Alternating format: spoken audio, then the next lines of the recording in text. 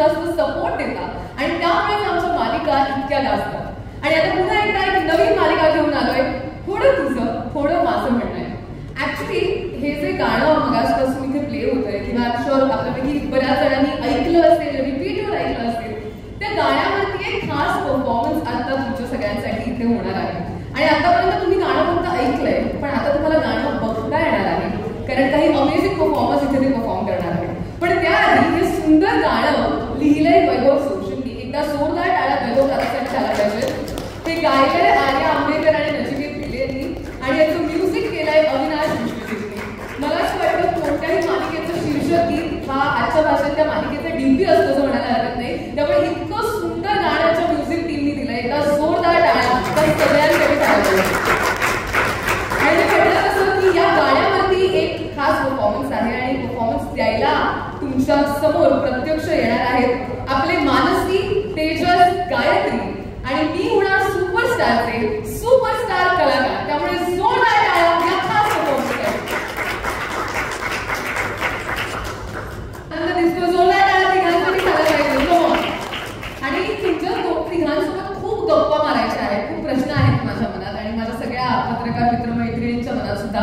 पण जोरदार परफॉर्मन्स झाल्यानंतर मला वाटतं एकदा जोरदार तुमच्या मालिकेचा प्रोमो बघूया आणि त्यानंतर गप्पांना सुरुवात करूया. मी तुम्हाला तिघांना विनंती करते आपण या बाजूला येऊया सुद्धा, आपण सगळेजण एकत्र मिळून थोडं तुझं आणि थोडं माझ्या मालिकेचा प्रोमो बघूया. Please pro. थँक्यू. भारी वाटतं. लाईव्ह प्रोमो बघताना खरंच खूप एक्साइटमेंट असते, कारण अर्ध लक्ष ऑडियन्सकडे असतं की ऑडियन्स काय रिॲक्ट करत आहे. आणि तुम्ही खूप छान हसत होतात आणि रिॲक्टही खूप छान करत होतात. सो ते बघण्याची खूप जास्त एक्साइटमेंट असते. सो खूप भारी वाटतं जेव्हा लाईव्ह ऑडियन्स सोबत आपण प्रोमो. समीर, खरं आहे म्हणाली तसं की समोर प्रेक्षक आहेत आणि तो प्रोमो लावला आहे, तर प्रेक्षकांची रिॲक्शन काय आहे आणि कशी असेल हे बघण्याचं जास्त उत्सुकता असते कुठल्याही ॲक्टरला. तर तसंच होतं, आमचं निम्म लक्ष इकडे होतं की लोक एन्जॉय करतात का, काय रिॲक्शन्स आहेत. पण छान वाटलं, तुम्हाला सगळ्यांना आवडतोय आणि सोशल मीडियावर सुद्धा भरभरून प्रतिसाद येतोय, त्याबद्दल खूप छान वाटतं. नंतर स्टार प्रवाहाच्या परिवारात कमबॅक होतोय. देवयानी प्रचंड गाजली होती. मला असं वाटतं की तुमच्यापैकी बरेच जण अग्री करतील की त्या काळामध्ये शिवानीला शिवानी म्हणून कोणी ओळखतच नव्हतं, देवयानी म्हणून सगळेजण ओळखत होते. आता 9 वर्षानंतर पुन्हा माहेरी आल्यासारखं फिलिंग आहे डेफिनेटली.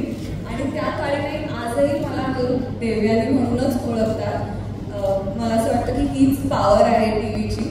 आणि खूप छान वाटतं जेव्हा पहिला प्रोमो आला आणि ज्या पद्धतीच्या रिॲक्शन येत होता की yes Devyani is coming back आणि परत येतेस तू.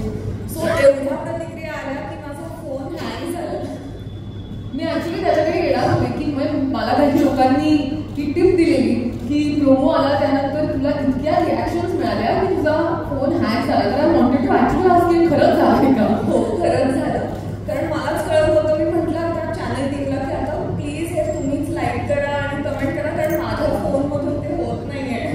पण मला असं वाटतं की किती मोठी पावती आहे ही की प्रेम मिळतं तर ते इतकं मिळतं की फोन हँग होतो. मला असं वाटतं की शिवानी दिस इज ऑल युअर क्रेडिट. त्यामुळे त्या सुद्धा टाळ्या शिवानीसाठी झाल्या पाहिजे. आणि खरं सांगायचं तर जितका उत्सुक पूर्ण महाराष्ट्र आहे तुझं स्वागत करण्यासाठी, तितकीच उत्सुक पूर्ण स्टार प्रवाहाची टीम सुद्धा आहे आणि परिवार सुद्धा आहे. तर आपण एक छोटीशी झलक बघूया की कशी ही टीम सुद्धा तुझं स्वागत करण्यासाठी उत्सुक आहे. एव्ही सगळ्यांना सुद्धा असेल तर एक झलक बघूया, एक छोटीशी झलक की तेजस प्रभूंचा अंदाज नेमका कसा आहे. Video please. आणि मला असं जेन्युइनली वाटतंय की रिलीज नंतर एक वेगळा फॅनबेस होणार आहे. एवढी सुंदर विलन कुठे असते आणि एवढं सुंदर दिसून लोकांची वाईट वागणं हे किती डिफिकल्ट आहे. नाही, सुंदर दिसून वाईट वागणं ऍक्च्युली बघायला गेलं तर सोपं आहे असं मला वाटतं. पण नाही, जोक्स अपार्ट, मला पर्सनली असं वाटतं की आपली व्यक्तिरेखा जी आपण साकारत असतो ना त्याच्यात आपला जो गेटअप आहे तो खूप महत्त्वाचा रोल प्ले करतो. कारण आता काय होतं, प्रोमो बघताना गायत्री प्रभू काय आहे, कशी आहे हे लोकांना अजून माहिती नाही, पण ती कशी दिसते व्हिज्युअली हे लोकांना कळलंय. आणि त्या गेटअपमध्ये त्यांना एवढं झालेली नसून सुद्धा जे एक अनसेड तुमच्या दोघांमध्ये आहे इन द प्रोपोज, त्याच्याबद्दल खूप छान रिॲक्शन्स येत आहेत, खूप प्रेम लोक देत आहेत. तर तुम्हाला सुद्धा रिॲक्शन आल्या आहेत का की या 2 कॅरेक्टर्सची केमिस्ट्री छान जमली असं वाटतं? हो, मला बऱ्याच रिॲक्शन्स आल्या की तुमची केमिस्ट्री खूप उत्तम दिसते आणि खूप छान वाटतंय बघायला. जोडी म्हणून पेअर म्हणून तुम्ही खूप छान दिसताय. मला वाटतं ह्याची सुरुवात आम्ही दोघे ठाणेकर असल्यामुळे झाली आहे.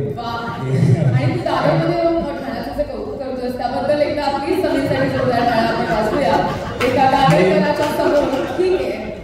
नाही कारण काय होतं तुमची सुरुवातच बोलण्याची झाली ते घोडबंदर रोडचं यार इथून ती केमिस्ट्री सुरू झाली खरं तर. आणि मग हळूहळू बरंच असं झालं की अरे बऱ्याच गोष्टी कॉमन आहेत कारण ती ठाण्यात राहते मला माहिती नव्हतं. मग तिथून ओळख झाली आणि ती छान अभिनेत्री आहेच त्यामुळे आमचा प्रोमो आणि हे करताना आम्ही रिहर्स करतानाच कम्फर्टेबल होतो कारण आमच्या गप्पा ऑलरेडी खूप झालेल्या होत्या. त्यामुळे कदाचित ती रिफ्लेक्ट होत असेल आणि जसं आता पुढे पुढे एपिसोड्स तुम्ही बघाल तर ती अजून बहरत जाईल याची मला खात्री आहे. डेफिनेटली खूप छान रिस्पॉन्स आला जेव्हा माझा आणि समीरचा प्रोमो आउट झाला.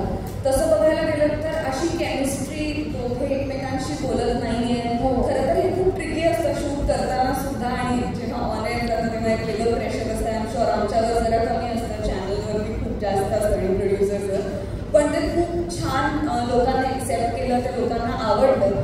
सो आणि आम्ही सगळे ॲज अ ऑडियन्स मला असं वाटतं खूप उत्सुक आहोत आता बघायला की पुढे पुढे जशी ही गोष्ट फुलत जाईल तसं तुमच्या दोघांमधलं इक्वेशन सुद्धा कसं फुलतंय किती अजून म्हणजे मला असं वाटतं की थोड्या दिवसांनी सिरियल बघून आम्हाला असं रिअलाईज होतं की साधारण यांनी 1 तास ठाण्याबद्दल गप्पा मारल्या असतील किंवा यांनी आज ठाण्याबद्दल पॉझिटिव्ह गोष्टींबद्दल गप्पा मारल्या की निगेटिव्ह गोष्टींबद्दल गप्पा मारल्या त्याप्रमाणे एपिसोड फुलत जाईल. पण what ever loss for the character त्यामुळे तुम्हाला लोकांना सुद्धा खूप खूप शुभेच्छा.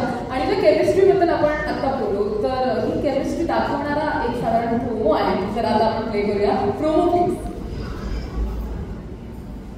नमस्कार. पुन्हा एकदा आपण भेटतोय. पुन्हा एकदा आमच्या विनंतीस महात्म्य आल्याबद्दल खरंच तुमच्या सगळ्यांचे आभार. कुठेतरी असं वाटतं की आपण कुठची कोणती कथा सांगण्यासाठी सुरुवात करतो तर ती गोष्टच तुम्हाला त्या गोष्टीचं नाव काय असलं पाहिजे हे सांगून जातं. त्याच्यात फार काही रॉकेट सायन्स नाही. आम्ही थोडं जास्त वेळ घेतो कारण का असं म्हणतात की नाव ठेवणं ही फार वाईट सवय असते. पण कोणत्याही गोष्टीला जोपर्यंत आपण नाव देत नाही तोपर्यंत त्याचं डेस्टिनेशन ठरत नाही. आणि मगाशी आय थिंक तू थोडं तुझं आणि थोडं माझ्याबद्दल फार छान बोलली आहेस.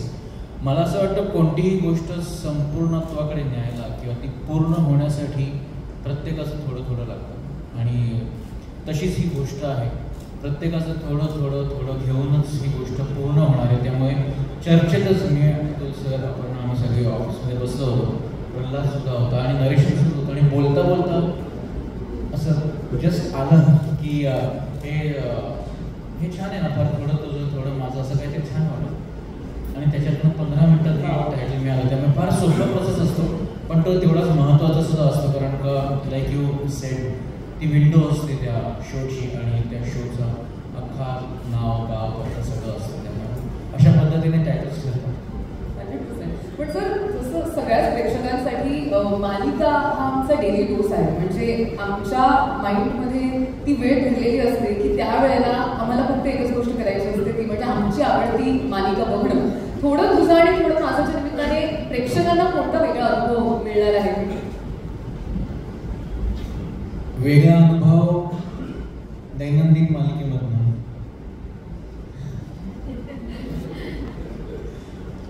ॲक्च्युली वेगळ्यापेक्षा तोच सुखावणारा आणि एंटरटेनमेंट देणारा अनुभव जसं प्रेक्षकांना मिळेल याची आम्ही खात्री देतो. कारण आम्ही सगळेच जे कोणी लेखक दिग्दर्शक आज चंदू याच्यावर शूटिंग करतो निर्माते कलाकार मंडळी सगळेच अशाच पद्धतीने सुरू करतात की खूप छान काम करूयात खूप प्रामाणिकपणे काम करूयात.